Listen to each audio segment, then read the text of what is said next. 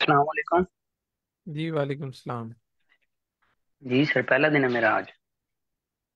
ठीक है, ये हमारी जीआरई की क्लास है। जीआरई का अगर आपको पता है तो फिर तो आपको आइडिया होगा ये टेस्ट किस लिए होता है।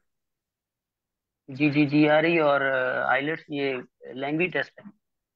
जी बिल्कुल। तो चलिए, आपकी सेशन डिग्री लाइव हो गया। कंप्लीट हो गई है? मेरी डिग्री कंप्लीट है। मैंने इलेक्ट्रॉनिक्स में की है, ग्रेजुएट अपना। ठीक, और आइल्स आपने दिया है? हाँ जी। आइल्स का टेस्ट आपने दिया है? अभी तक ना मैंने आइट्स दिया है, ना मैंने जीआरई दी है। ठीक है, आपको मशवरा ये है कि अगर आपने 2025 फॉल के लिए अप्लाई करना है, फॉल 2025 के लिए स्कॉलरशिप्स के लिए, तो पहले आप फिर आइल्स दे लें तो ज़्यादा बेहतर है, क्योंकि वो मैंडेटरी है। उसके बगैर आप अप्लाई नहीं कर सकते। जीआरई कुछ जगहों पे ऑप्शनल है, कुछ जगहों पे कंपलसरी है, तो लेकिन आइल्स जो है वो आपको देना ही देना है। तो बेहतर है कि पहले आप आइल्स की तैयारी करके आइल्स दे दें, क्योंकि सितंबर में एडमिशन जब ओपन होते हैं तो हाँ आगे जी। दिसंबर से फिर डेडलाइन शुरू हो जाती है, क्लोज होना शुरू हो जाते हैं। एडमिशन दिसंबर से लेके फरवरी तक चलते हैं तकरीबन डेडलाइंस। तो उससे पहले पहले आपने आइल्स का स्कोर सबमिट करना होता है। बेहतर तो यही है कि आप जब प्रोफेसर को रीच आउट करें तब आपके पास स्कोर मौजूद हो, ताकि आप प्रोफेसर को भी भेज सकें और आप एक सीरियस कैंडिडेट लगें उसको। लेकिन अगर अभी आपने तैयारी करनी है तो बेहतर है कि पहले आप फुल फोकस करके आइल्स अच्छा सा दे दें। और फिर अगर आप जीआरई के लिए भी इंटरेस्टेड हैं, साथ साथ फिर आप जीआरई को प्रिपेयर करें जितना आप कर सकते हैं इजीली। और यूनिवर्सिटीज़ की डेडलाइन से पहले अगर आप अच्छा सा जीआरई भी दे के सबमिट करना चाहें तो आप कर सकते हैं। और प्रोफेसर को आप इस तरह बता भी सकते हैं कि मैंने जीआरई सा प्लान है मेरा और मैंने बुक किया हुआ है। अगर जीआरई की रिक्वायरमेंट हुई यूनिवर्सिटी में तो आप उसको ये बता के भी कन्वेंस कर सकते हैं कि मैं जीआरई दूंगा। ठीक है सर। और ये एडमिशन की डेडलाइन कब तक होती है, मतलब दिसंबर तक? जी, जो एडमिशन्स ओपन होते हैं ऑल ओवर वर्ल्ड वो सितंबर में नॉर्मली ओपनिंग हो जाती है यूनिवर्सिटीज़ में। सितंबर की किसी ठीक भी है। डेट से हर यूनिवर्सिटी की डिफरेंट डेट है, लेकिन नॉर्मली सितंबर के मंथ में स्टार्ट होते हैं फॉल के लिए। और फिर स्टार्ट हो जाती है इनकी डेडलाइंस क्लोज होना दिसंबर से। 1 दिसंबर से कुछ यूनिवर्सिटीज़ की क्लोज होती हैं, कुछ 15 पे होती हैं, कुछ फिर 31 दिसंबर। इस तरह फिर कुछ जनवरी में, कुछ फरवरी में, और कुछ यूनिवर्सिटीज़ की मार्च में भी हैं। ठीक हो गया। वैसे देखा जाए तो मतलब ऑल ओवर, जैसे और पूरे ईयर नहीं चलती रहती, तो आपको ये नहीं सोचना चाहिए कि मतलब इसी मंथ में डेडलाइन आ जाएगी, क्योंकि ये आपके ऊपर है कि अब कब आप तैयार हैं, फुली प्रिपेयर हैं अप्लाई करने के लिए प्रोफेसर को। जी बट बिल्कुल। ये वो जो मंथ है ना, सितंबर वाला, ये मतलब मेन पीक मंथ है। इसमें आपके चांसेस बहुत ज़्यादा है कि आप स्कॉलरशिप जल्दी मिलेंगे, बिकॉज ये इस मंथ से स्कॉलरशिप स्टार्ट होती हैं सारी। प्रोफेसर लेना स्टार्ट करते हैं बच्चों को ज़्यादातर इस मंथ से, सितंबर से मोस्टली। तो अगर आपकी सीजीपी अच्छी है तो यही रिकमेंड है कि पहले आप आइल्स दे दें। अगर आप सोच रहे हैं कि आज सीजीपी इतनी अच्छी नहीं है, तो तब भी आपको आइल्स ही देना पड़ेगा, बिकॉज ये है कि जीआरई के लिए मोस्टली जीआरई वेव होता है हर जगह पे, और आपको वेव कर भी देती हैं कुछ यूनिवर्सिटीज रिक्वेस्ट करने पे। बट आइल्स कोई नहीं वेव करेगा। ठीक है sir, thank you so much. जज़ाकल्लाह। जी, चले सर, फिर आप स्टार्ट कर सकते हैं जी। जी स्टार्ट करते हैं। हमने ज्योमेट्री का चैप्टर शुरू किया हुआ था, और ज्योमेट्री में डिफरेंट शेप्स देख रहे थे, और डिफरेंट शेप्स के हवाले से जो भी उनकी प्रॉपर्टीज़ हैं वो हमने देखी, कुछ फार्मूलाज देखे। और फिर उनके फार्मूलाज की मदद से डिफरेंट चीज़ें जैसे पेरीमीटर है, एरिया है, उसकी कोई साइड है। सर्कल में हमने डायमीटर और रेडियस और सरकमफेरेंस देखा था। तो ये चीज़ें हम कैसे फाइंड आउट कर सकते हैं, सारी चीज़ें हमने देखी थी। सबसे पहले सर्कल को डिस्कस किया था, फिर सर्कल के कोई पार्ट को, अगर सर्कल को हम किसी छोटे पार्ट में डिवाइड करते हैं जिसे हम सेक्टर कह रहे थे, फिर उसकी कुछ प्रॉपर्टीज देखी थी। उसके बाद हमने ट्राइंगल देखा था, और ट्राइंगल में फिर हम लास्ट देख रहे थे राइट ट्राइंगल। राइट ट्राइंगल वो ट्राइंगल होती है जिसमें एंगल 90 डिग्री का होता है। ठीक है, एक एंगल 90 डिग्री का होगा। और हमें पता है कि ट्राइंगल के इनर एंगल्स, तीनों जो एंगल्स होते हैं उनको अगर आप ऐड करते हैं तो वो 180 के बराबर ही आते हैं तीनों एंगल्स। लेकिन राइट ट्राइंगल में एक एंगल लाजमी है कि वो 90 का होगा, तो उसे आप राइट एंगल ट्राइंगल कहेंगे। फिर इसमें हमने एक और फॉर्मूला कह लें आप, पैथागोरियन थ्योरम देखा था, जो राइट ट्रायंगल पे अप्लाई होता है, कि अगर आपके पास ये साइड्स जैसे दी हुई हैं, तीन साइड्स हैं, तो इन साइड्स के रिलेशन को देखते हुए एक पैथागोरियन थ्योरम बना है कि एक साइड का स्क्वायर प्लस दूसरी साइड का square is equals to third side का स्क्वायर।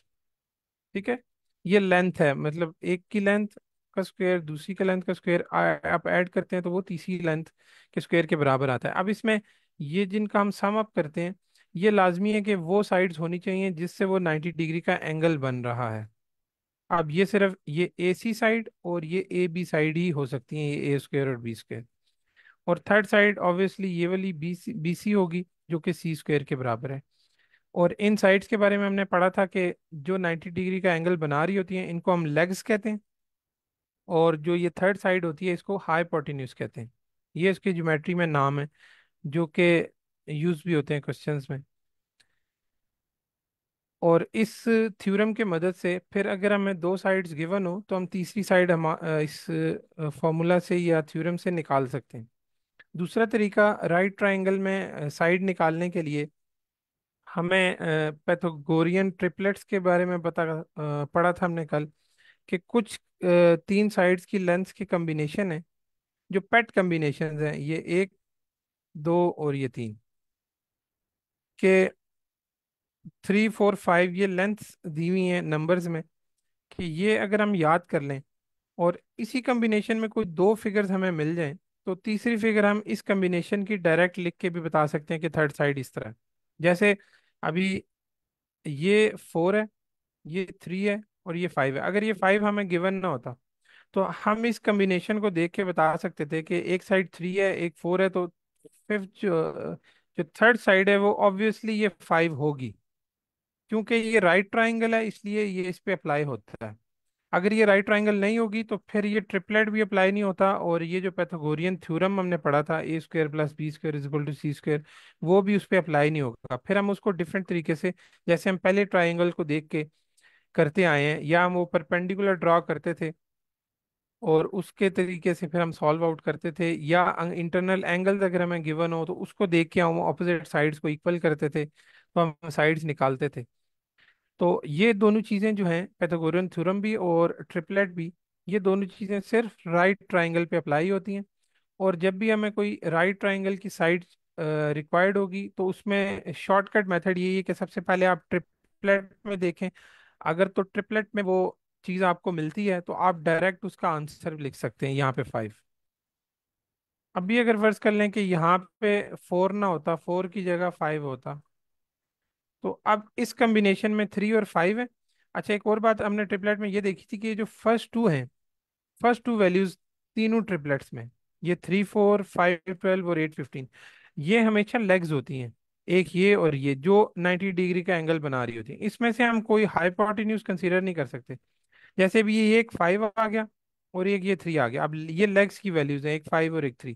अब किसी भी कॉम्बिनेशन में ये हमारे पास लेग्स में वैल्यू नहीं है, इसमें है तो सही 3 और 5, लेकिन वो एक लेग है और ये 5 हाइपोटेन्यूज की वैल्यू है।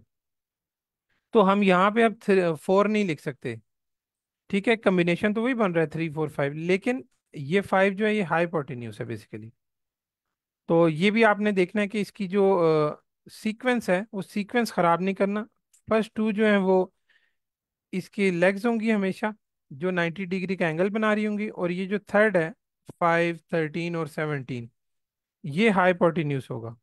अगर आपको इस तरह मिले कि हाइपोटेन्यूज की वैल्यू 17 आ रही है, एक साइड की वैल्यू 8 आ रही है, तो आप दूसरी जो उसकी लेग है उसको 15 ले सकते हैं डायरेक्टली। अगर आप पैथागोरियन ट्रिपलेट में देखें और आपको वैल्यू मिल जाए, वेल एंड गुड, आपका टाइम बचेगा।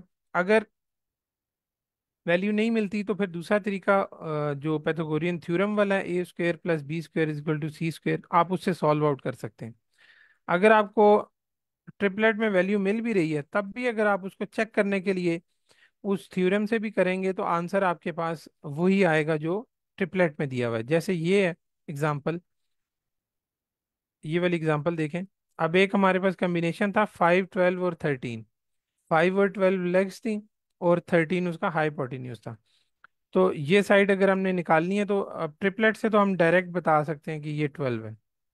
लेकिन अगर हम थ्योरम अप्लाई करें इस पे इस तरह, तो एक साइड का स्क्वायर दूसरी साइड का square is equal to hypotenuse का स्क्वायर। अब हाइपोटेन्यूज की वैल्यू 13 है, एक साइड की वैल्यू 5 है, तो अगर आप इसको सॉल्व आउट करते हैं तो आंसर इसका भी 12 ही आता है, जो कि हमने ट्रिपलेट से डायरेक्ट बता दिया था।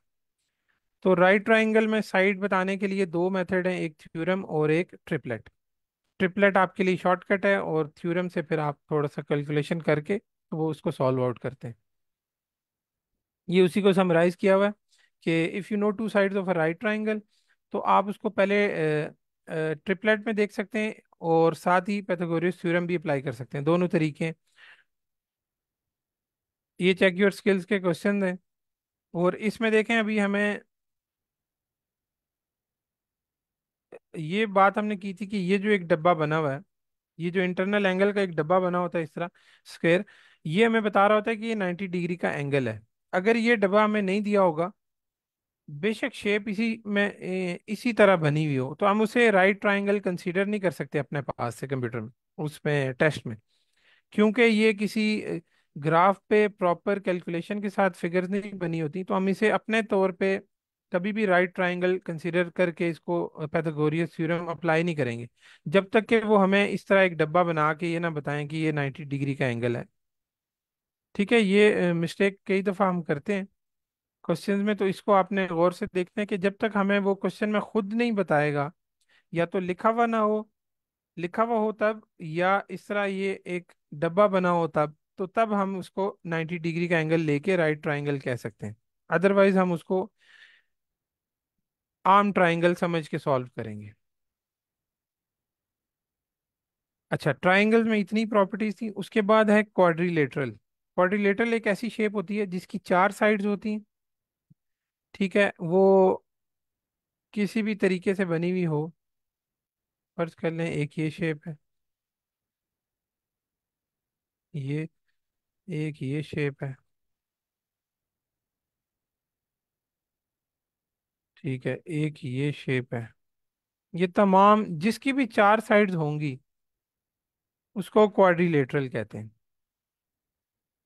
ठीक है, अब इसमें एक प्रॉपर्टी क्वाड्रिलेटरल की ये है कि you can always cut up any quadrilateral into two triangles by slicing across the middle to connect opposite corners. कि अगर उसके ऑपोजिट कॉर्नर्स को आप बनाएं, या इस लाइन को हम डायगोनल भी कहते हैं, जो ऑपोजिट चीज़ों को यूं बनाती है, अगर ये वाला ले लें या ये वाला ले लें, तो वो इक्वल टू ट्राइंगल्स में उसको डिवाइड करती है। जैसे इसमें देख लें, अब ये दो ट्राइंगल्स बन गए, इसको देखें, ये भी दो ट्राइंगल्स बन गए। आप इस शेप को देखें, इधर भी दो ट्राइंगल्स बन गए। तो ये एक प्रॉपर्टी है क्वाड्रिलेटरल शेप्स की, कि जब उसके ये चीज़ करेंगे, ऑपोजिट कॉर्नर से हम उसको कनेक्ट करेंगे, तो हमेशा दो ट्राइंगल्स बन जाएंगी। और फिर जब ट्राइंगल्स बन जाएंगी, तो ट्राइंगल्स की जितनी प्रॉपर्टी हम पढ़ के आए हैं वो तमाम फिर इस क्वाड्रिलेटरल पे भी अप्लाई होंगी प्रॉब्लम सॉल्व करते हुए। ठीक है, ज़रूरी नहीं कि जब भी हमें क्वाड्रिलेटरल शेप दी हो तो हम डायरेक्ट उसको इस तरह डायगोनल ड्रॉ करके ट्राइंगल में कन्वर्ट करें और फिर ट्राइंगल की प्रॉपर्टीज से उसको सॉल्व करें। ये ज़रूरी नहीं है। आप इस क्वाड्रिलेटरल की जो अभी हम प्रॉपर्टीज पढ़ेंगे उनसे भी उसको सॉल्व कर लेते हैं, लेकिन आपको ये पता होना चाहिए कि अगर हमें कुछ ऐसी वैल्यूज दी हुई हैं कि हम उसको सिर्फ ट्रायंगल की प्रॉपर्टी से ही सॉल्व कर सकते हैं, तो आप एक डायगोनल ड्रॉ करके उसको ट्रायंगल में शिफ्ट करेंगे और फिर आप उसकी वैल्यूज निकाल लेंगे। अच्छा, अब क्वाड्रिलेटरल का तो हमने जस्ट ये देखा था कि वो फोर साइड्स होनी चाहिए।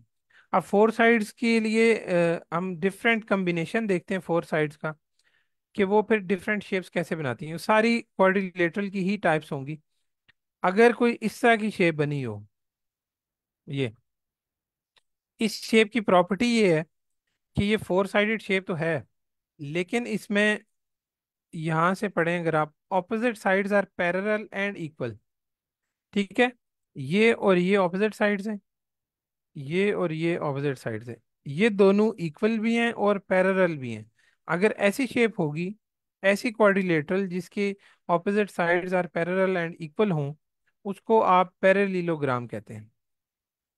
ठीक है, अब इसके लिए एक हिंट उन्होंने दिया हुआ है चीज़ें सॉल्व आउट करने के लिए, कि कट इनटू ट्राइंगल और ड्रॉप हाइट।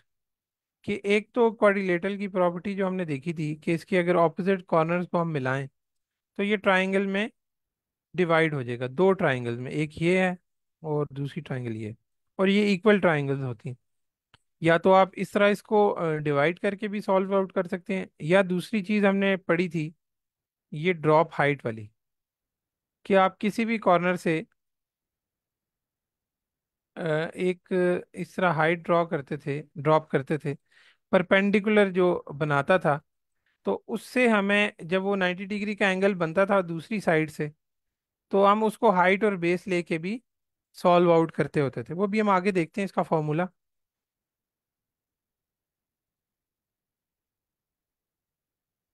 ये जस्ट वही बताया गया कि ये एंगल और ये एंगल ऑपोजिट हैं, ये इक्वल होंगे, ये एंगल और ये एंगल ऑपोजिट हैं, इक्वल होंगे, ये साइड और ये साइड इक्वल है, और ये साइड और ये साइड इक्वल है। और फिर डिफरेंट नीचे डायगोनल्स ड्रॉ करके आपको बताया गया कि इस तरह भी डायगोनल हो सकता है, इस तरह भी डायगोनल हो सकता है। और इसमें दो इक्वल ट्रायंगल्स बनती हैं, जैसे अभी इसमें दो ट्रायंगल्स बन रही हैं, एक एडीसी और एक एबीसी, तो दोनों इक्वल हैं। अच्छा, आगे अब देखते हैं। अब क्योंकि हम ऊपर पढ़ के आए हैं कि पैरेललोग्राम में दो साइड्स इक्वल होंगी और दूसरी दो साइड्स आपस में इक्वल होंगी। मतलब हमें अगर एक साइड इस ये वाली और एक साइड ये वाली मिल जाए तो हम इसका पेरीमीटर निकाल सकते हैं। पेरीमीटर हमने पढ़ा था सम ऑफ ऑल साइड्स। ठीक है, अब पहले भी हम पढ़ के आए हैं ट्राइंगल में भी, तो उसकी तीनों साइड्स को अगर सम करते थे तो वो उसका पेरीमीटर निकल आता था। तो ये फोर साइडेड फिगर है, तो इसमें चारों साइड्स को ऐड करेंगे तो वो निकल आएगा। लेकिन अगर हमें ये दो साइड्स ना भी दी हो, क्योंकि हमें पता है कि वो इन साइड्स के इक्वल है, तो जस्ट हमें दो साइड्स मिल जाएं तो हम उनको अगर मल्टीप्लाई टू करके ऐड करेंगे तो वो आंसर आ जाएगा। ठीक है। इसी तरह एरिया का फॉर्मूला हमने पढ़ा था ट्राइंगल के केस में, half into base into height. लेकिन ये फोर साइडेड फिगर है, इसमें आपने याद रखना है इसमें फॉर्मूला है जस्ट बेस इंटू हाइट, इसमें हाफ नहीं है। ठीक है, अगर हाफ को आप इधर समझना चाहें कि हाफ क्यों नहीं है, तो आप देखें कि ये पैरेललोग्राम है, इसमें ये दो ट्राइंगल्स हैं, और ट्राइंगल का हमें पता है कि half into base into height होता है। ठीक है, तो अगर दोनों ट्राइंगल्स का हाफ और हाफ ऐड करेंगे तो वो वन बन जाएगा। ठीक है, बेस इंटू हाइट उसी तरह, और हाफ और हाफ अगर ऐड करते हैं तो वो वन बन जाता है, तो इसलिए इसका formula just base into height है एरिया निकालने का। अच्छा जी। अब what is the parameter? Parameter निकालने के लिए तो जस्ट हमें अब इसमें देखें, ये 6 और 8 दिया हुआ है, यही हमारे लिए बहुत है। क्योंकि हमें पता था इसकी ऑपोजिट साइड ये जो 8 है, ये हमें पता है कि इसके इक्वल होगा, और इस 6 के इक्वल हमें पता है कि ये 6 होगा। तो आप इनको निकाल सकते हैं। आप चारों को आप ऐड कर लें, या दो को आप मल्टीप्लाई टू करके ऐड कर लें, तो वो एक ही बात है। आपके पास आंसर उसी तरह आएगा, ये चारों को ऐड किया अलहदा से, या अगर आप इसको दो को ऐड करके मल्टीप्लाई टू करेंगे तब भी आंसर वही आएगा, क्योंकि वो इक्वल होते हैं। दूसरी चीज एरिया है, कि आप एरिया कैसे निकालेंगे? अब एरिया का फॉर्मूला हमने देखा बेस इंटू हाइट है। अब बेस और हाइट के लिए हम ट्राइंगल में पढ़ के आए हैं कि हम परपेंडिकुलर ड्रॉ करते थे, 90 डिग्री का एंगल बनाते थे। ठीक है, हम किसी एक साइड को बेस कंसीडर करते हैं, कोई भी साइड आप ले सकते हैं। ठीक है, आप एक साइड को बेस लेते हैं और उसके ऑपोजिट साइड के जो कॉर्नर्स हैं दो, उनसे आप ड्रॉ करते हैं एक स्ट्रेट लाइन उस बेस पे, और वो अगर उससे 90 डिग्री का एंगल बनाए तो वो उसकी हाइट कंसीडर हो जाएगी फिर।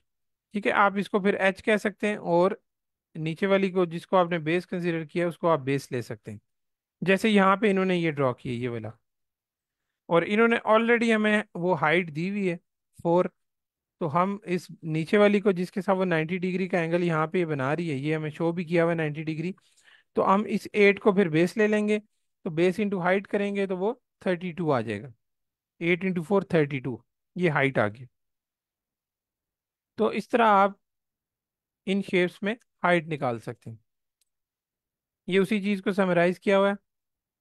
हम आगे चलते हैं। अब दूसरी शेप आ गई रेक्टेंगल। ये भी क्वाड्रिलेटरल की ही टाइप है, क्योंकि फोर साइडेड फिगर है। लेकिन इसमें एक एडिशनल प्रॉपर्टी ये आ जाती है कि ये फोर साइडेड फिगर है और पैरेललोग्राम की तरह ही होगी, कि इसमें ऑपोजिट साइड्स इक्वल होंगी। लेकिन उसके साथ एक और इसकी एडिशनल प्रॉपर्टी ये है रेक्टेंगल की, कि इसके चारों एंगल जो है 90 डिग्री के होंगे। ठीक है, फोर राइट एंगल्स। अब यहाँ पे देखें तो वही प्रॉपर्टीज अप्लाई हो रही हैं कि ये साइड इसके इक्वल होगी, ये साइड इसके इक्वल होगी। बस एडिशनल प्रॉपर्टी ये है कि इसके ये चारों एंगल्स 90 डिग्री के होंगे। पैरेललोग्राम में चारों एंगल्स इक्वल नहीं होते। अच्छा, अब पेरीमीटर निकालने का तो वही फॉर्मूला है कि आप चारों साइड्स को आप इक्वल कर लें। ठीक है, मतलब ऐड कर लें तो वो आ जाएगा, या दो साइड्स आप ले लें और उनको ऐड करके मल्टीप्लाई बाय टू कर लें, तो सिंपल आप निकाल लेते हैं। और दूसरी चीज आ गई एरिया, कि अब रेक्टेंगल का एरिया निकालने के लिए हम क्या करेंगे। मैं थोड़ा नीचे करता हूँ। उसके लिए एरिया के लिए हमने पढ़ा था कोऑर्डिनेटर या पैरेललोग्राम में, कि बेस इंटू हाइट। ठीक है, हमें बेस और हाइट चाहिए, और जो कि एक दूसरे के परपेंडिकुलर होते हैं, मतलब कि एक दूसरे के साथ जहाँ पे वो टच करते हैं वहां पे वो 90 डिग्री का एंगल बनाते हैं। तो आप ये देखें कि इसके तो चारों एंगल्स ही 90 डिग्री हैं, तो ये ऑलरेडी परपेंडिकुलर ही होते हैं। ठीक है, जैसे अगर इस साइड को ले लें और इस साइड को ले लें तो ये आपस में एक दूसरे के परपेंडिकुलर हैं। आप इस साइड को और इस साइड को ले लें तब भी परपेंडिकुलर हैं, इस साइड और इस साइड को ले लें तब भी, और इस साइड और इस साइड को आपस में अगर इधर आप मैच करते हैं इस एंगल पे, तो तब भी ये 90 डिग्री का एंगल ही बना रहे हैं और एक दूसरे पे परपेंडिकुलर है। तो आपको जस्ट दो साइड्स को आपस में मल्टीप्लाई करना है और आपने एरिया ले लेना है। यहाँ पे हमें ऑलरेडी गिवन है दो साइड्स, एक ये और एक ये। तो आप इनको मल्टीप्लाई करेंगे तो ये 35 आपके पास एरिया आ जाएगा रेक्टेंगल का। इसमें आपको कोई चीज़ उस तरह अलग से ड्रॉ करके हाइट नहीं बनानी कि वो 90 डिग्री का एंगल बनाए बेस से और तब आप उसकी हाइट और बेस लेके एरिया बनाएं, क्योंकि ये ऑलरेडी परपेंडिकुलर हैं साइड्स एक दूसरे के। तो आप इसमें डायरेक्ट वो फॉर्मूला अप्लाई कर सकते हैं। इससे आगे नेक्स्ट शेप आ गई स्क्वायर। ये भी क्वाड्रिलेटरल की ही टाइप है। ठीक है, अब रेक्टेंगल की तरह ही होती है कि इसमें रेक्टेंगल की तमाम प्रॉपर्टीज़ हैं कि 90 डिग्री का ये एंगल बना रहे हैं।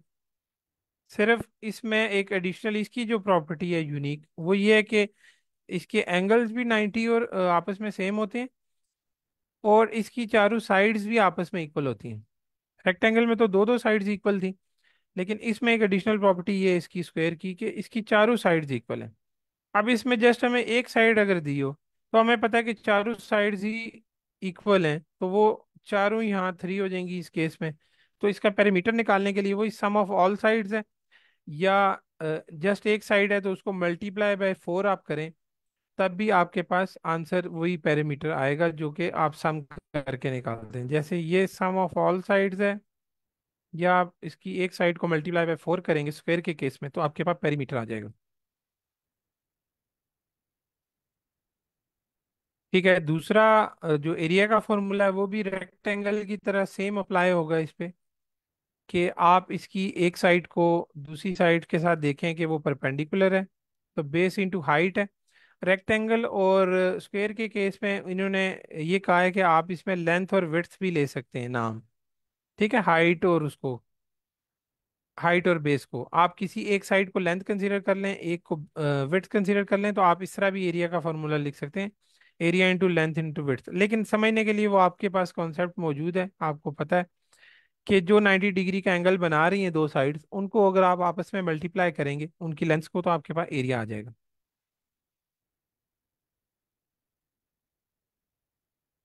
अच्छा जी, यहाँ तक तो हमने शेप्स देखी। अब हम उन शेप्स को देखते हैं कि वो वर्ड प्रॉब्लम में हमारे पास किस तरह आते हैं और किस तरह हमसे क्वेश्चन पूछा जाता है जीआरई में।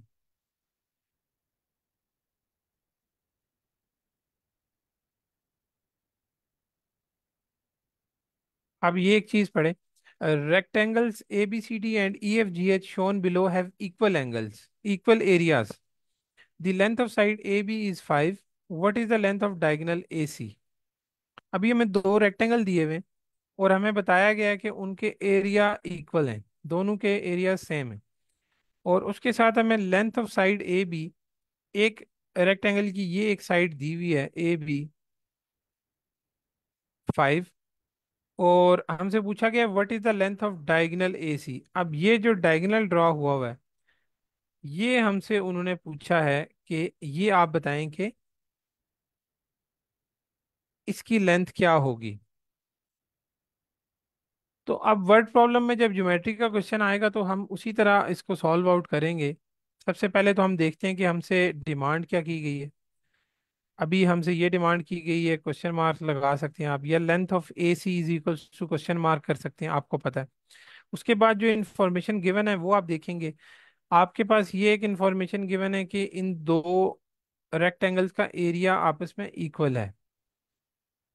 ठीक है, तो आप इसको भी एज एन इक्वेशन बना के लिख सकते हैं। और इसके अलावा अगर आप फिगर्स को देखें, अब वर्ड्स में तो हमें जस्ट ये इन्फॉर्मेशन दी हुई थी कि इन दोनों का एरिया इक्वल है, और एक साइड की हमें लेंथ दी हुई है 5। अब हमें पता है कि ये जो डायगोनल है, ठीक है, ये डायगोनल हम कैसे निकाल सकते हैं। हम अगर इस फिगर को देखते हैं तो ये डायगोनल, ये जो एक ट्राइंगल है, ये वाली ए बी सी या ए डी सी, ये नीचे वाली ट्राइंगल भी, ये जो बनी हुई है, ठीक है, इन दोनों का ये हाइपोटेन्यूज है बेसिकली। हाइपोटेन्यूज है, और मतलब हमें एक साइड है, आप कंसीडर कर सकते हैं कि इन दोनों ट्राइंगल्स की ये एक साइड है। अगर हमारे पास इस ट्राइंगल की एक और साइड आ जाए तो हम ये दूसरी साइड निकाल सकते हैं जो हमें रिक्वायर्ड है एसी। वो कैसे निकालेंगे? इन क्वेश्चंस में डायरेक्ट आप कभी भी, अभी पहला क्वेश्चन अगर आप देखेंगे तो आप डायरेक्ट ये नहीं बता सकते कि हम इसको कैसे सॉल्व करेंगे। इन वर्ड प्रॉब्लम्स के लिए खास तौर पे ज्योमेट्री के, ये रिकमेंडेड है कि आप इसकी अच्छे से प्रैक्टिस करें। जितने भी ड्रिल सेट्स हैं उनको आप प्रैक्टिस करेंगे तो आप फिर फौरन ये आइडिया लगा सकते हैं कि मैंने इसको किस तरफ ले जाके इसको, मतलब ये रेक्टेंगल हैं लेकिन हम ट्रायंगल की प्रॉपर्टीज अप्लाई करके कैसे इसको आंसर तक पहुंचेंगे। तो ये आपको प्रैक्टिस से ही आएगा, तो इसकी इनफ प्रैक्टिस करें, तब आपको ये समझ आएगी कि भाई अब इस शेप से मैं ये वाली लाइन कैसे ड्रॉ करूंगा, या ये कैसे मैं सॉल्व आउट करूंगा।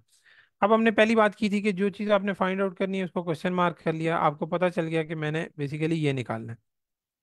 ये 5 आपको दिया हुआ है, ये साइड आपको गिवन नहीं है और ये साइड भी आपको गिवन नहीं है, लेकिन आपको एक क्लू गिवन है कि दोनों रेक्टेंगल्स का एरिया जो है वो सेम है। तो आप उन एरियाज को अगर एक दूसरे के इक्वल लिखते हैं, जिस तरह ये इन्होंने लिखा, two areas have, two rectangles have equal area, so you can say that area of A B C D and area of E F G H is equal to each other. तो आप दोनों को अगर उनकी values के form में लिखेंगे तो वो कुछ एरिया इस तरह बनेगा। ठीक है, दोनों रेक्टेंगल है ना, तो रेक्टेंगल का एरिया हम लेंथ इंटू विड्थ करते हैं, या एक साइड जो दूसरी साइड के इक्वल ना हो, मतलब जो डिफरेंट साइड है उनको आपस में मल्टीप्लाई करते होते थे, दो डिफरेंट साइड्स को, तो हमारे पास एरिया आ जाता था। दोनों के केसेस में हम वो लिखेंगे। अब क्योंकि इसमें हमें वो दोनों चीज़ें गिवन है, ठीक है, और इसमें हमें जस्ट एक गिवन है, ठीक है, दूसरी साइड हमें गिवन नहीं है। वो ये भी हो सकती है, ये भी हो सकती है, कोई एक हमें चाहिए ना इस रेक्टेंगल का एरिया की वैल्यू निकालने के लिए। तो हमें एक गिवन है और एक हमें गिवन नहीं है, जो कि हम दोनों एरियाज को इक्वल करके तो वो इक्वेशन बना के सॉल्व कर रहे हैं। अब जब हमने इन दोनों को इक्वल लिखा तो वो ये फॉर्म बनती है, ठीक है, कि एक रेक्टेंगल की दोनों वैल्यूज गिवन है, एक रेक्टेंगल की जस्ट एक वैल्यू गिवन है, तो हमारे पास अननोन एक ही चीज बची। अब हम इसको अगर दूसरी साइड पर लेकर जाएंगे तो ये हमारे पास विड्थ निकल आएगी, ठीक है, जो कि ये सॉल्व आउट होके 60 आया। अब 60 को 5 से जब हम डिवाइड करेंगे तो वो 12 आ जाएगा, तो वो साइड हमारे पास 12 आ गई। अब आप नीचे वाली शेप में देखें, उन्होंने जो चीज़ नई फाइंड आउट की है उसको उन्होंने वहां पे लिख दी है, ये 12, पहले ये हमारे पास अननोन था, लेकिन हमने दोनों रेक्टेंगल्स के एरियाज को इक्वल किया, उनकी वैल्यूज पुट की फॉर्मूला में, तो हमारे पास ये साइड आ गई। अब ये साइड भी 12 है और ये साइड भी 12 है, हमें पता है। अब ये 5 है, इसकी जगह हम ये 5 यहाँ पे भी लिख सकते हैं, ये भी 5 होना चाहिए क्योंकि ये रेक्टेंगल है। अब आपको पता है कि अगर हम जस्ट इसको कंसिडर करते हैं, तो ये एक ट्राइंगल है जिसकी दो साइड्स आपको गिवन है, एक साइड आपको गिवन नहीं है।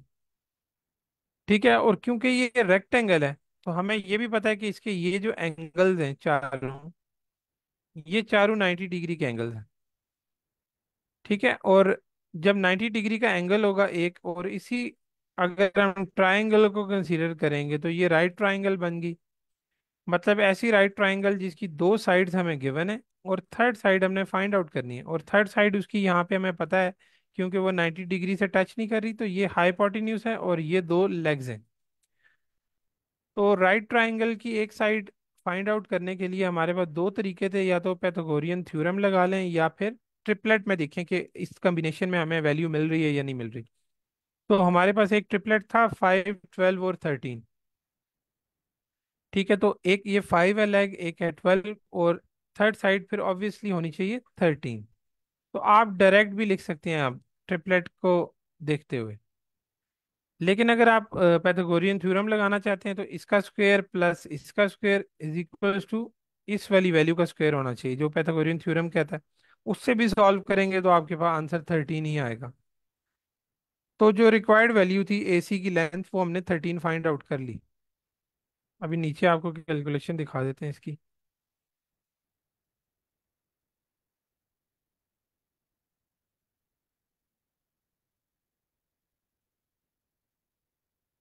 अच्छा, यहाँ तक उन्होंने वही बताया कि आप ये 12 जैसे आपने फाइंड आउट किया, और उसके बाद डायगोनल से उन्होंने बताया कि आप इसकी ये जो दो ट्राइंगल्स हैं, अब आप इनको भी कंसीडर करके इस वैल्यू को निकाल सकते हैं। ठीक है, तो उन्होंने एक ट्राइंगल उसमें से इस तरह लिखी है अलहदा से, उसी को बिल्कुल बाहर निकाल के आपको समझाने के लिए जस्ट राइट ट्राइंगल की शेप में उन्होंने बाहर लिखी है, ताकि आपको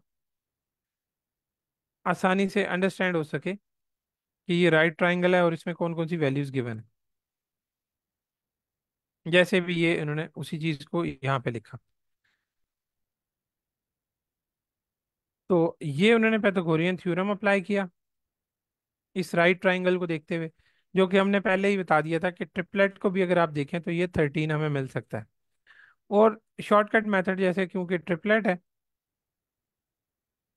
तो उन्होंने वो भी बताया कि अगर आप ट्रिपलेट की वैल्यूज आपको याद हैं तो आप उसमें भी रिकॉग्नाइज कर सकते हैं कि अगर एक लेग 5 है, दूसरी लेग 12 है, तो थर्ड जो हाइपोटेन्यूज होता है वो हमेशा 13 ही होगा, in case of right triangle only. ठीक है, सिर्फ राइट एंगल के ही, राइट ट्राइंगल के केस में ही। तो ये अब वर्ड प्रॉब्लम हमें देखें दी हुई थी रेक्टेंगल की फॉर्म में, लेकिन हमने उसमें ट्राइंगल्स बनाई और ट्राइंगल्स की प्रॉपर्टी अप्लाई करके जो रिक्वायर्ड वैल्यू थी वो निकाल ली। ये चार स्टेप्स हैं वही, कि सबसे पहले आप देखते हैं कि हमें रिक्वायर्ड क्या है, फिर आप रीड्रॉ करते हैं फिगर्स को, और देखते हैं कि कहाँ कहाँ जो इन्फॉर्मेशन है हमें जो हिडन है उसको हम गिवन इन्फॉर्मेशन में कन्वर्ट करते हैं। मतलब दी हुई होती है लेकिन वो छुपी हुई होती है। ठीक है, तो उसको हमने ढूंढ के और टारगेट आइडेंटिफाई करना होता है, मतलब रिक्वायर्ड वैल्यू को हमने क्वेश्चन मार्क करना होता है कि ये हमने ढूंढनी है। फिर रिलेशनशिप्स जो हमें दिए होते हैं, जैसे हमें इस क्वेश्चन में रिलेशनशिप दिया होता है एरिया का, कि दोनों रेक्टेंगल्स का एरिया आपस में इक्वल है, उससे हमने वो एरिया की इक्वेशन बनाई, और फिर जस्ट उसको मिसिंग वैल्यू के लिए हमने सॉल्व किया, और मिसिंग वैल्यू से फिर हम टारगेटेड वैल्यू तक गए 4 स्टेप्स में। 4 स्टेप पे फिर हमने make inferences from the figure, और फिगर को देखते हुए फिर हमने वो चीज सॉर्ट आउट कर ली। अब नेक्स्ट एग्जांपल देखें। rectangle PQRS is inscribed in circle O pictured below. The center of circle O is also the center of rectangle PQRS. If the circumference of O is 5 pi, what is the area of rectangle PQRS? अब ये बता रहे हैं कि एक rectangle है जो कि सर्कल के अंदर इंस्क्राइब्ड हुआ हुआ है। इंस्क्राइब्ड का मतलब ये है कि उसके कॉर्नर्स उसके साथ टच कर रहे हैं। और दूसरी इंपॉर्टेंट चीज उन्होंने दी हुई है कि इन दोनों का सेंटर जो है वो सेम है। ठीक है, कि सर्कल का सेंटर और रेक्टेंगल का सेंटर सेम है। ये हमारी कैलकुलेशन के लिए अगर उन्होंने दिया हुआ है तो ये इसके पीछे वजह है, ताकि हम दोनों शेप्स की प्रॉपर्टीज अप्लाई कर सकें। अगर हमें ये ना दिया हो तो डाउटफुल हो जाता है कि ये ग्राफ की मदद से तो ज़ाहिर है एग्जैक्ट हमें शो नहीं किया गया कि इसकी वैल्यूज एग्जैक्ट आ रही हैं कि इसका सेंटर दोनों का सेम बनेगा। तो इसलिए उन्होंने हमारी आसानी के लिए कि हमें ये श्योर हो जाए कि हम दोनों शेप्स की प्रॉपर्टीज अप्लाई कर सकते हैं, उसके लिए उन्होंने सेंटर को इधर एक्सप्लेन किया कि दोनों का सेंटर सेम है।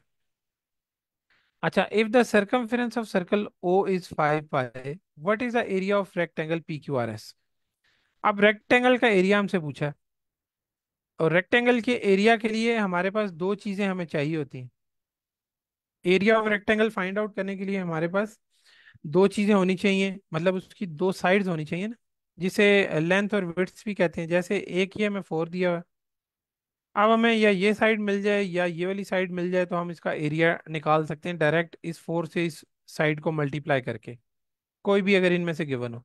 तो बेसिकली हमें या तो ये क्यू आर साइड चाहिए या ये पी एस साइड चाहिए, कोई भी एक साइड इनमें से मिल जाए तो हम इसको सॉल्व आउट कर सकते हैं। अब देखते हैं कि इसमें हम सर्कल की प्रॉपर्टीज को कैसे यूज करके इस वैल्यू तक पहुंचते हैं।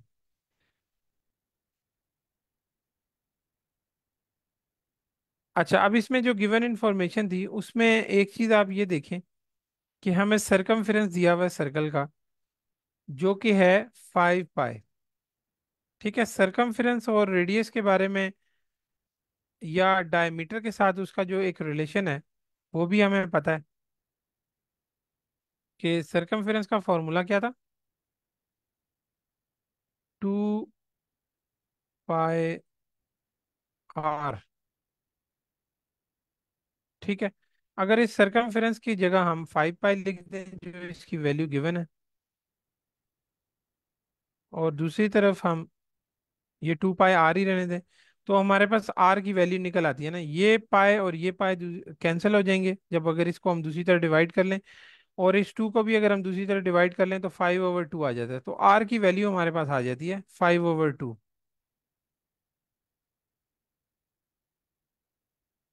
अगर इसको आप डेसिमल में लिखना चाहें तो ये कोई वैल्यू बन जाएगी, मेरे ख्याल में 2.5 बन जाती है, क्योंकि 5 का हाफ 2.5 हो जाएगा।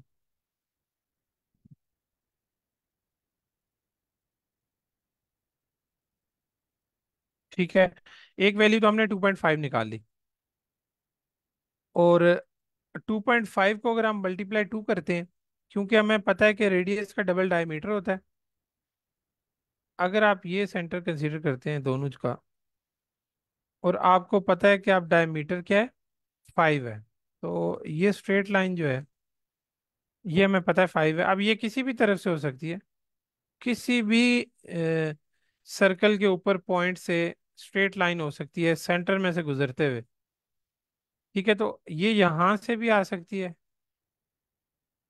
ठीक है, तो इसकी वैल्यू अब हमें पता चल गई क्या है, 5। ये 5, कंडीशन ये है कि ये स्ट्रेट लाइन हो और इस सेंटर से क्रॉस कर रही हो। तो आप अगर रेक्टेंगल में इस कॉर्नर से इस कॉर्नर की तरफ ये डायगोनल ड्रॉ करें, तो वो ऑब्वियस सी बात है कि सेंटर से गुजरेगी। और इसी चीज को सर्कल की मदद से हमने फाइंड आउट किया है कि इसकी वैल्यू ऑफ 5 है।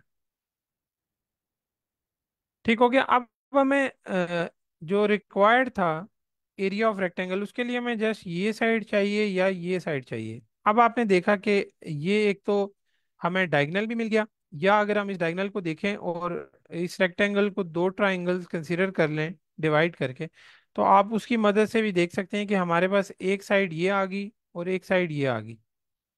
ठीक है, या इसको आप 4 इस तरह भी लिख सकते हैं, क्योंकि ये ऑपोजिट एंगल हैं तो ये ऑपोजिट साइड्स हैं तो ये साइड्स भी इक्वल हैं। तो इस ट्राइंगल में भी आपके पास ये दो साइड्स आ गई। अब दो साइड्स आपके पास आ गई और आपको ये भी पता है कि ये राइट ट्राइंगल है, तो आप इसमें थर्ड साइड आराम से निकाल सकते हैं। आप अगर अब वही पैथागोरियन थ्योरम या पैथागोरियन ट्रिपलेट को देखें, तो उससे भी आप ये इजीली आइडेंटिफाई कर पा रहे हैं कि जो हमने सबसे सिंपल या स्मॉलेस्ट वैल्यू वाला ट्रिपलेट देखा था, 3, 4 और 5। तो उसमें इसकी वैल्यू आ रही है कि दो लेग्स होनी चाहिए 3 और 4, और हाइपोटेन्यूज होना चाहिए 5। तो 5 और 4 गिवन है। 5 आपने खुद निकाला जो कि हाइपोटेन्यूज निकल रहा है, जो डायगोनल है इस रेक्टेंगल का, और इस ट्राइंगल में वो 5 हाइपोटेन्यूज है, और एक लेग आपको 4 दी हुई है। तो दूसरी ऑब्वियस सी बात है कि ये वाली लेग 3 होगी, या अगर ऊपर वाली ट्राइंगल को कंसीडर करेंगे तो ये लेग 3 होगी। तो ये आपने ट्रिपलेट की मदद से डायरेक्ट निकाल लिया।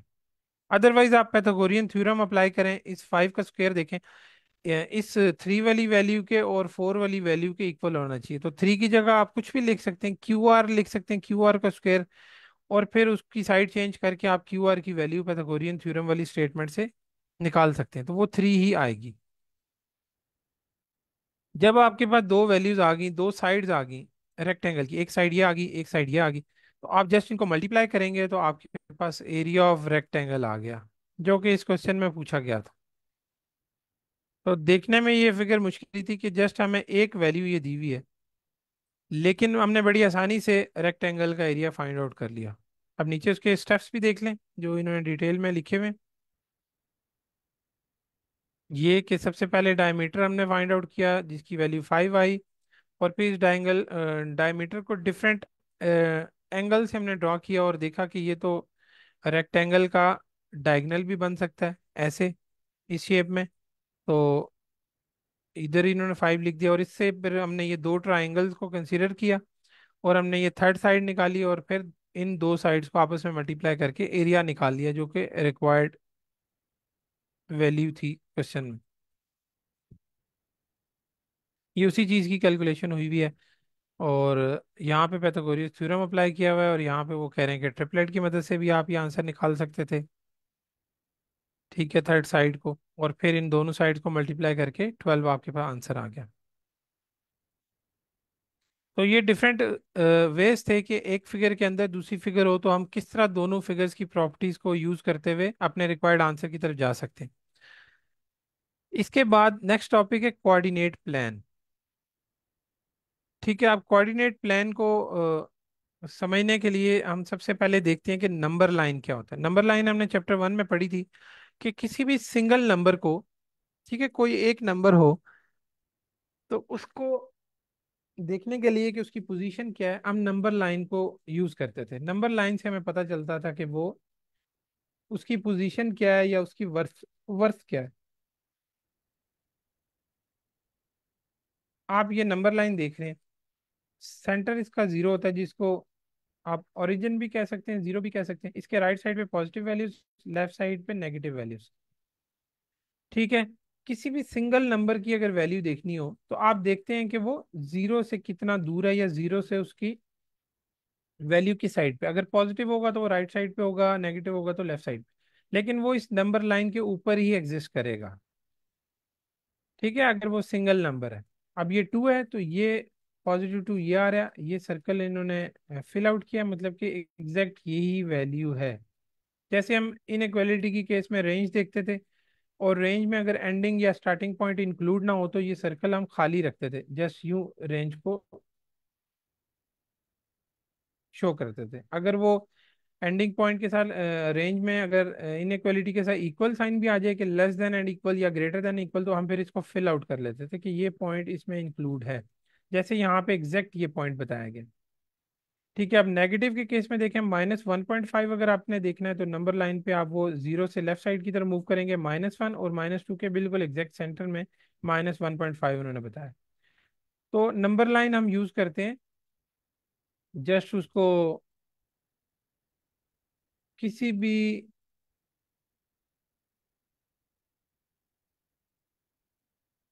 सिंगल नंबर की वैल्यू देखने के लिए हम नंबर लाइन की मदद से बता सकते हैं कि वो नंबर कहाँ पे एग्जिस्ट करता है, क्या उसकी वैल्यू नंबर लाइन पे क्या है। चलें अब आगे चलते हैं।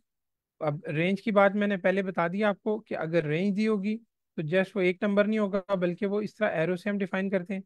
अगर रेंज में इसके साथ इक्वल भी आ जाता तो फिर हम इसको फिल आउट कर देते इस सर्कल को, कि हमें पता होता कि वो 0 के इक्वल भी हो सकती है वैल्यू, और ग्रेटर भी हो सकती है, तमाम ग्रेटर वैल्यूज भी शामिल हैं और जीरो के इक्वल भी, अगर इक्वल होता।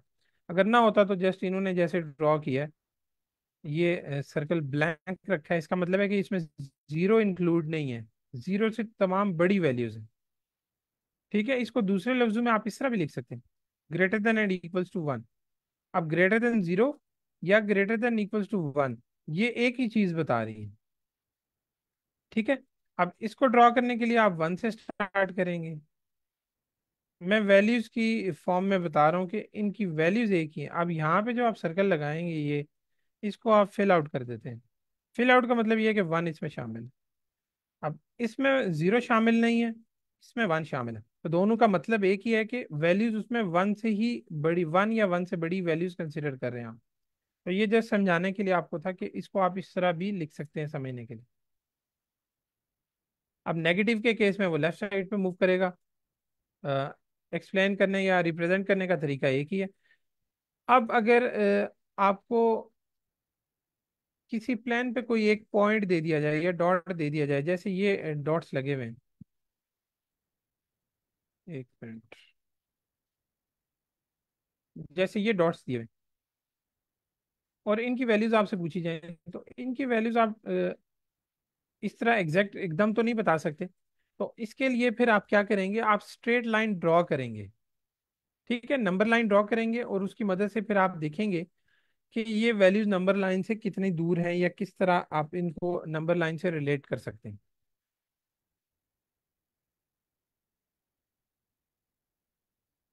जैसे इन्होंने यहाँ पे अभी इस पॉइंट की एग्जांपल ली कि हम अगर इस पॉइंट को देखना चाह रहे हैं कि ये पॉइंट कहाँ पे लोकेट करता है या इसकी वैल्यू क्या है।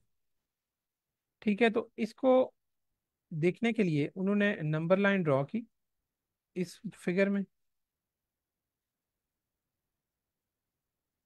ये नंबर लाइन ड्रॉ की। अब नंबर लाइन से रिलेट करने के लिए इन्होंने एक स्ट्रेट लाइन ड्रॉ की नंबर लाइन की तरफ। तो पता ये चला कि ये जो टू वैल्यू है नंबर लाइन पे, ये उस लाइन पे ये वैल्यू आ रही है जो कि हमने एग्जैक्ट फाइंड आउट करनी थी। ठीक है, तो आप इसका जस्ट ये बता सकते हैं कि ये वैल्यू जीरो से टू पॉइंट्स जो है ना राइट साइड पे, जस्ट आप ये बता सकते हैं the point is two units to the right of zero. आप एग्जैक्ट वैल्यू नहीं बता सकते कि इसकी वैल्यू क्या है प्लान पे। ठीक है, नंबर लाइन से ये बता सकते हैं क्योंकि वो एग्जैक्ट नंबर लाइन के ऊपर नहीं है। अगर नंबर लाइन पे होता, इस जगह पे होता पॉइंट, इस एग्जैक्ट इस जगह पे होता, तो हम उसको कह देते कि उसकी वैल्यू टू है। लेकिन वो टू से ऊपर है, वो इस जगह पे है, तो ये अब टू से ऊपर है, तो ये पॉइंट हम एग्जैक्ट इसकी वैल्यू नहीं बता सकते, जस्ट हम एक हिंट दे सकते हैं। और ये बता सकते हैं नंबर लाइन से कि जस्ट ये टू पॉइंट राइट साइड पे है जीरो से।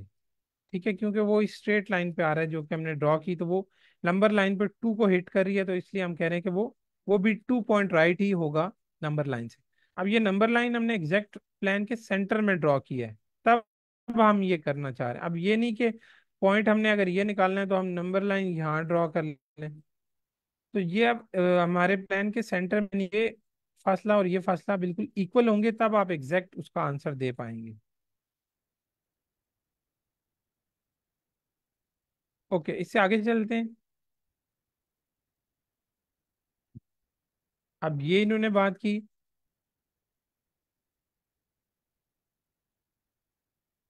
कि आप नंबर लाइन वर्टिकली भी ड्रॉ कर सकते हैं और हॉरिजेंटली भी ड्रॉ कर सकते हैं। ठीक है, अगर आप इसको पहले आपने हॉरिजेंटल ड्रॉ की थी, अब आप अगर वर्टिकल बिल्कुल प्लान के सेंटर में वो चीज़ ड्रॉ करें, तो उसी पॉइंट को अगर आप देखें तो आप उसको इस तरह भी बता सकते हैं, the point is one unit above zero. ठीक है, अब आप वर्टिकली उसको बता रहे हैं कि वो जीरो से पॉइंट जो है वन यूनिट अबव है, मतलब इस लाइन पे आ रहा है तो वो एक यूनिट अबव है, ऊपर है। अभी भी आप एग्जैक्ट वैल्यूज की नहीं बता रहे, जस्ट आप अप्रोक्सीमेटली बता रहे हैं कि वो अगर आपने हॉरिजेंटली ड्रॉ की तो वो टू पॉइंट्स राइट साइड पे है, अगर वर्टिकली नंबर लाइन आपने बनाई है तो वो वन साइड अबव है। आप जस्ट उसके बारे में हिंट्स दे रहे हैं कि वो पॉइंट इधर है। जैसे अभी ये इन्होंने दोनों ड्रॉ करके आपको बता दिया कि या तो आप उसके बारे में ये इंफॉर्मेशन दे पा रहे हैं the point is 2 unit to the right of zero, या फिर आप उसके बारे में ये बता रहे हैं कि the point is 1 unit above zero. ठीक है। तो इससे अब डिफरेंट एग्जांपल्स उसने लिए कि अगर नीचे पॉइंट हो जैसे ये वाला है, तो इसको कैसे वो सेम आप जस्ट नंबर लाइन दो ड्रॉ करके उसको बता सकते हैं कि ये राइट पे है, लेफ्ट पे है, बिलो है या अप है। ठीक है, डिफरेंट एग्जांपल्स हैं, हम इनको अब पढ़ते नहीं है। जैसे ये पॉइंट है, तो जस्ट आपको एक्सप्लेन करने के लिए कि आप उन नंबर्स के बारे में या उनकी एग्जैक्ट पोजीशन के बारे में जस्ट हिंट दे पा रहे हैं। अब वो जो दो नंबर लाइन हमने ड्रॉ की थी, लास्ट मिनट चल रहा है, अगर क्लास डिस्कनेक्ट होगी तो फिर हम इंशाल्लाह कल